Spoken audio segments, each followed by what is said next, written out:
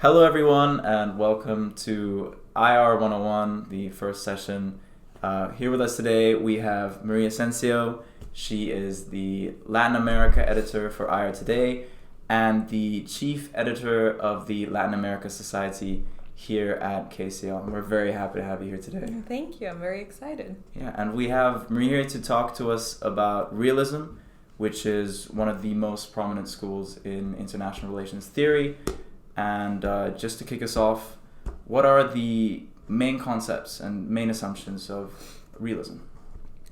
So realism draws upon this realpolitik dynamic, and it's basically this huge state-centric approach that emphasizes the role of power and security, military power especially. And it basically focuses on the behavior of states in an international anarchy and how they compete for their survival, their security, and power at the expense of others. I see. Now, you mentioned realpolitik, and this is kind of a concept that was very prominent, especially during the Cold War. Mm-hmm. And there are several who argue that now that the Cold War is over, realism may not be as applicable as it once was. What do you think of this? I think that's a claim that was made by Richard Ashley. I don't agree with him. Right.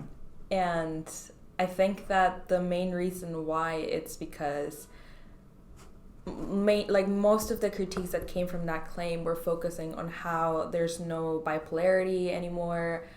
States are no longer the most important actors. Mm-hmm. That's not necessarily true in my opinion. I believe that, there has been a rise in non-state actors, but states remain extremely powerful, if not for sure the most powerful actors. But also, if you look at the nature of our system, it's still anarchic. There is still an international anarchy. The UN is not a world government, and even though there has been an increase in global governance, the system is still pretty much defined by state relations and power relations. Right. So with the increase of non-state actors in the international, the state-centric approach in the eyes of a realist is still very important, correct? Mm-hmm. Right. So we talked about how realism was one of the most prominent schools of thought and how it is a very wide school of thought. It does, however, have some subdivisions. Yeah. Is there a chance you could maybe describe those to us? Yeah, so some people would say there's two, some people would say there's three. I think there's three. You have classical realism and then structural realism, and within structural realism you have offensive structural realism and defensive structural realism. Classical realism derives from classical authors like Hobbes, Machiavelli, and it focuses on human nature. So the assumption is that humans in their state of nature are selfish, they're brutish, and they need an overarching authority to put order to them, and this authority would be Hobbes' Leviathan, for instance, and it would be the state.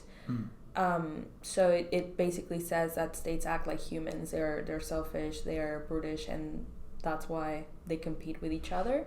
Whereas structural neorealism or structural realism would argue that states act the way they act because they are forced by the anarchical structure of the international system. And offensive realists like John Mearsheimer would say that states pursue power without limits. There's no limit in how much power they want to pursue.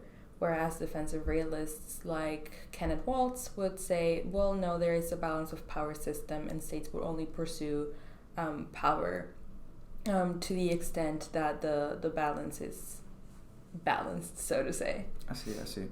So you gave us a very good outline of the different subdivisions and the different scholars.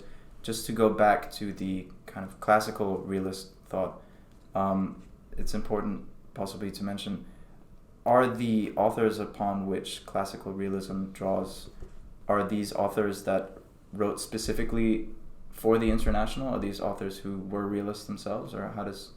No, for sure, no, because international relations is a very young discipline. So Hobbes didn't just sit down and write a theory of international relations. It's very important to note the context in which they were writing. For instance, he was witnessing a civil war, so he was witnessing these horrors and how humans were acting and interacting with each other. So in witnessing that, of course, he wrote about human nature and all of its evils. It's the same thing with Machiavelli, the same thing with Thucydides. So they did not write with the intent of creating a theory of international relations, but those who we can claim as international theorists in World War I, World War II period, definitely took from these classical authors and started to develop what we know today as classical realism. Yes. And that's the whole concept of the domestic analogy and how we use these concepts who were focused on the domestic to apply to the international. So on a more personal note, what inspired you to become a realist? Why did you decide that this was the most applicable theory to analyze the international? Yeah, I think I'm the only overt realist that there is in our year. I like the fact that it's very abstract. I like that it doesn't discuss all of these variables that bring a lot of debate that cannot bring a solid conclusion to the table. I like the fact that you can apply it to pretty much every situation and it still makes sense.